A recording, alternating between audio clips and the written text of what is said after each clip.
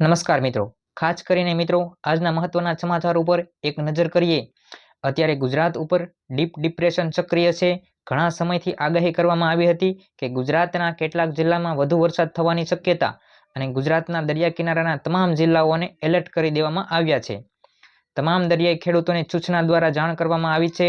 હાલ ધમરોળાઈ રહેતા ગુજરાતમાં વરસાદ છે જે બંગાળની ખાડીમાંથી ડીપ ડિપ્રેશન ઉદ્ભવ્યું હતું, પરંતુ ગુજરાત નજીક પહોંચતા વધુ મજબૂત બની ગયું અને આ ડિપ્રેશન છોટાઉદેપુર અને દાહોદ ગોધરાની આસપાસથી ગુજરાતમાં એન્ટર થયું હતું। આ ડીપ ડિપ્રેશન મધ્ય ગુજરાતના અમુક જિલ્લાઓને ક્રોસ કરી ઉત્તર પશ્ચિમ તરફ આગળ વધી રહ્યું છે। આ ડિપ્રેશનનો 27 અને 28 તારીખમાં તેનો સેન્ટર પોઈન્ટ કચ્છ અને રાપર નજીક છે, પરંતુ આખા ગુજરાતમાં તેનો ઘેરાવો છે, એટલે આખા ગુજરાતમાં વરસાદ થવાની પૂરી શક્યતા યથાવત છે। હવે કયા જિલ્લામાં વધુ વરસાદ પડશે? તો કચ્છ અને પાકિસ્તાન બોર્ડરવાળા વિસ્તારમાં વધુ વરસાદ 28 અને 29 તારીખ સુધી પડી શકે તેવી ફૂલ શક્યતા છે। તો આ ડિપ્રેશન ખૂબ ધીમી ગતિએ ચાલી રહ્યું છે, તેથી કચ્છ અને કચ્છના આસપાસવાળા વિસ્તારમાં 2 દિવસ હજી સક્રિય વરસાદી વાતાવરણ રહેશે। કચ્છમાં અને પશ્ચિમ સૌરાષ્ટ્રમાં આવનારા 48 કલાકમાં ભારેથી અતિ ભારે વરસાદ થવાની શક્યતા છે।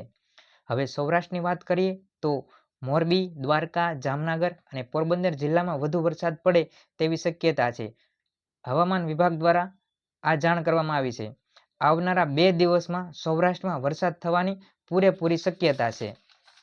સુરેન્દ્રનગર અને રાજકોટ જિલ્લામાં એમાં પણ વરસાદ યથાવત રહેશે। હજી 48 કલાક આ વરસાદ ચાલુ જ રહેશે, એટલે સૌરાષ્ટ્રના તમામ જિલ્લાઓ વરસાદ આ સ્થિતિ હજુ 2 દિવસ રહેવાની છે। હવે ઉત્તર ગુજરાતની વાત કરીએ તો પાટણ અને બનાસકાંઠામાં ભારેથી અતિ ભારે વરસાદ થવાની શક્યતા છે। આમ સમગ્ર ગુજરાતમાં હજી 2 દિવસ વરસાદનું સંકટ યથાવત રહેશે। નાગરિકોને અપીલ કરવામાં આવી છે, સરકારશ્રી દ્વારા જાહેર કરેલ તમામ ગાઈડલાઈનોનું પાલન કરવા દરિયાઈ ખેડૂતો તેમજ પાણીવાળા વિસ્તારોનું ખાસ ધ્યાન રાખવું અને સાવચેત રહેવું તેવી સરકાર દ્વારા ગાઈડલાઈન જાહેર કરવામાં આવી છે।